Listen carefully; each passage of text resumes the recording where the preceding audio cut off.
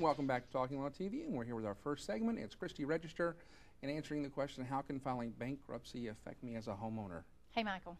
So, if you file bankruptcy, you going to lose your house? Not necessarily. Bottom line, if you can afford to make your house payments, you won't lose your house. If you have more house than you can afford, then you'll probably lose your house. So, since you're not paying all the other bills, maybe this is one you can pay. Maybe. You know, a lot of people that I see, they have been making their credit card payments. That is something that will either go away or be lowered if you file bankruptcy. You know, a lot of people get into a foreclosure situation and get behind in their mortgage because of a temporary problem. They were in an accident or they were sick and had to be out of work for a month and didn't get paid. Well, now they're back to work and they can make their house payment. They just can't make those that they missed. That kind of person will be helped by bankruptcy. Like I said, for people who have more house than they can afford or have lost their job and have no income, keeping your house is going to be a challenge. Is this true for both 7 and 13? It is. Is there a difference in either way, which one you file? There are a lot of differences, but as far as keeping your house, if you are behind in the payments, then Chapter 7 is not the best option for you. That would be Chapter 13, because that arrearage can go in your Chapter 13 plan. And those monthly payments you're making to the trustee go to pay that arrearage off.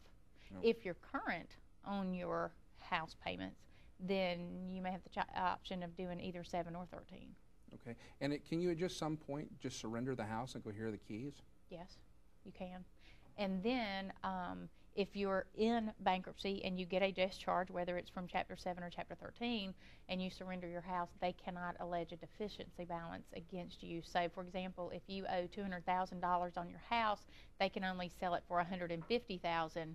They cannot come after you for the $50,000. That would be an unsecured debt that'd be discharged in bankruptcy. So if you were on the fence right now about filing bankruptcy and you're upside down in a house because of the housing market in this economy, that could be like where two really bad intersections meet, you should take advantage of. Right, yeah. And I encourage people, especially people who are going to file bankruptcy regardless, look at your situation. If you're way upside down on your house, or you just can't afford the house, you may not be upside down necessarily, but the payments are too high.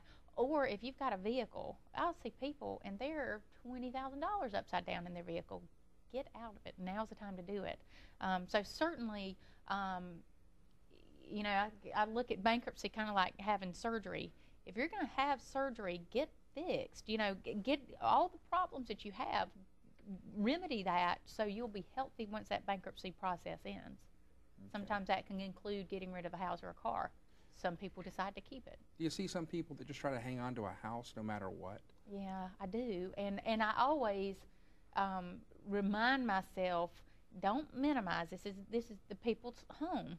However, I try my best to convince them that a house is not worth your sanity. If you can't afford it, get rid of it. It's not worth it. People lose sleep. Their health goes bad, and it's not worth it over a house. You know, you hear the expression, a house poor. I see a lot of people like that, and it's just not a good trade, in my opinion. But what I also tell them is, you know, I'm in air traffic control. You're piloting the plane. So I'll tell you what I would do. Sometimes I'll strongly, you know, really try my best to convince them to make the choice, their choice. And if you can't make it to the airport, you find a river. Yeah, you know, that's I do that to tell people and help them realize I'm not there to tell you what to do. You get to make your choices. I'll give you advice, but I can't make up your mind for you. These people that do decide to file bankruptcy and surrender their house, other than just driving up with the keys, is there an official process that you do to turn over your house? Well, once you decide to surrender your house within your bankruptcy, the creditor will get relief from stay, which is their way of getting permission from the court to go forward with the foreclosure process. So they have to carry out that foreclosure process where they send you the letter They give you the date of the foreclosure sale, which again is always that first Tuesday of the month.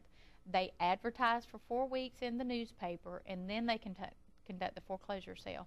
So as long as you've moved by that foreclosure date, then that's fine.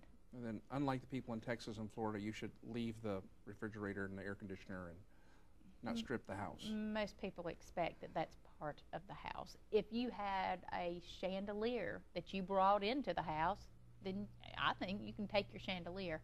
But yeah, things that are more permanent parts of the house, most people would expect them to stay. Yeah, it's amazing. On the news, they show someone, they took the electrical outlets out of the house. Digging up shrugs. I guess people are, a lot of people are just mad at the whole economic situation and think, I'm getting everything. I'm taking the electrical covers and taking the carpet and, If you're really behind on your mortgage payments when you file your bankruptcy case, and you want to keep the house, if you do Chapter 13, you said that you could put those rearage payments in there. If you're on Chapter 7, what do you do?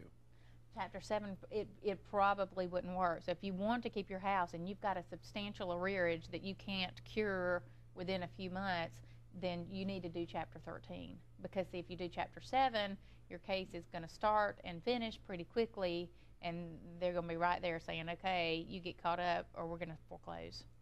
Do they ever extend the loan and just put those 3 months at the end? If the mortgage company will agree to do that, then yeah, they could do that. The problem, though, eventually they'll have had enough. If you're behind, you're behind. You're a high maintenance person, and you keep getting behind.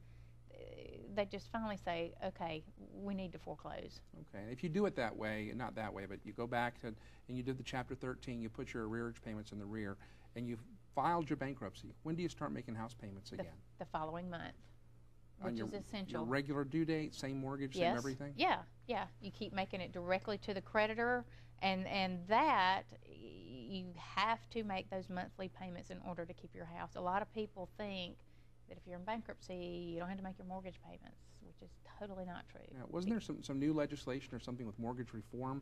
You can petition the judge to lower your payment? They're working on that. He can't do that. That can't happen as of yet. But that's what they were trying to happen is to give the bankruptcy judge the authority to be able to lower interest rates, which is a lot of people think, well, gosh, you're modifying a contract between two parties. So that hasn't passed yet.